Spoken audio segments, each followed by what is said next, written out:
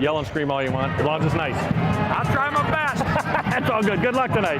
Having come up playing sports through the CYO program at St. Pat's, just decided to get into officiating, and got the court time, the classroom time with the folks at CYO. Did it all through high school. Then when I was a sophomore in college at Defiance College, I was playing baseball. My coach, Craig Rutter, he was a licensed Ohio high school official. He said, why don't you get your state license? It was my sophomore year. That was in '89. And I'm like, well, I never thought about it. So anyways, went ahead and did it, and the rest is history. I've been officiating for the past 30 years. I had to take some time off after graduation for travel for some work, and officially been back active a little over 16 years. Good luck. Thank you, sir. Good luck, man. Good luck. Someone told me a long time ago, there's no such thing as a good official. There's things as a consistent official. Coaches see the same official over and over. They know how this certain official is going to call a game.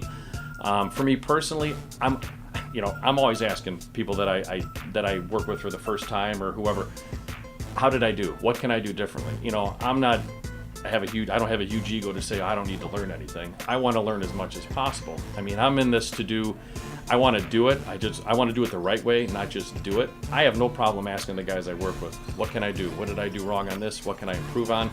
You have to grow, and I think you can do that if it's basketball officiating, if it's broadcasting, if it's an engineer, whatever. You have to learn to take criticism and ask for it. That's offense, and there was no shot. Player control. I think coaches get a bad rap because everybody says, the coaches don't understand the rules. They don't understand. Coaches are there to do a job. That's their job within the school system or whatever. They're there to teach and coach basketball. I get my friends ask me all the time, do you ever explain a call to a coach? I'm like, well, yeah, absolutely I will. If the time is right. I'm not going to stop a game to do it. And I don't buy the rule that, these coaches don't know a lot of these rules. They know the rules. A lot of times they're trying to test you.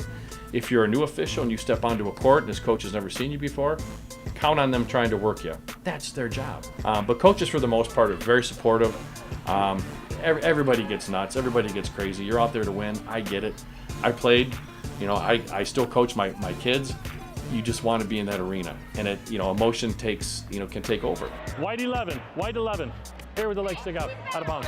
I would like to see fans actually on their own take an officiating course, because it is a completely different game when you're down on the court.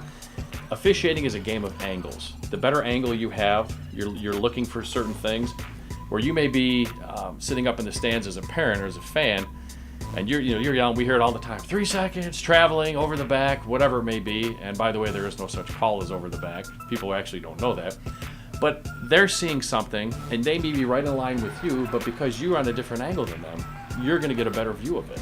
I think having fans educated, and not just to pay their $6 or $7, and they get to scream and yell and harass the officials, that doesn't seem to be the way to go. You're not setting a good example for your kids. There's being the athletic director over at St. Pat's of Heatherdowns. We're always talking to our parents. If you're getting a little rambunctious in the crowd, your kids that are playing are the ones that are going to be affected by it. I don't care if they're 3rd or 4th graders, or if they're sophomores or juniors in high school. The kids are the one that's going to be affected by it. My hope would be to see some of the parents, some of the fans, get online and take a course. Go to some of the local officiating associations. Go to a CYO class and just watch. It's completely different from what you see in the stands than it is on the court. Come over this way, half step. Watch the backboard on your throwing. Here we go. So really, with officiating and being, the athletic director at St. Pat's, I take a lot of verbal abuse. With my job in medical sales, it's the same thing. I get doors slammed in my face all the time. I don't have a problem with it. As long as you don't take it personally, that's the big thing. But over at St. Pat's, our recent pastor who passed away, Father Tony, would always ask me, how you like it? How's it going? And I'm like, Father, you know what? The kids are great. Working with the parents can be disheartening sometimes and frustrating. And he would roll his eyes. Yeah, I know what you mean. I know what you mean. But overall, it's a great experience. We have great parents over at St. Pat's. They're very supportive. I'm as guilty as the next person. My kids play, if I'm watching in the stands or if I'm coaching on the sidelines, yeah, I get crazy.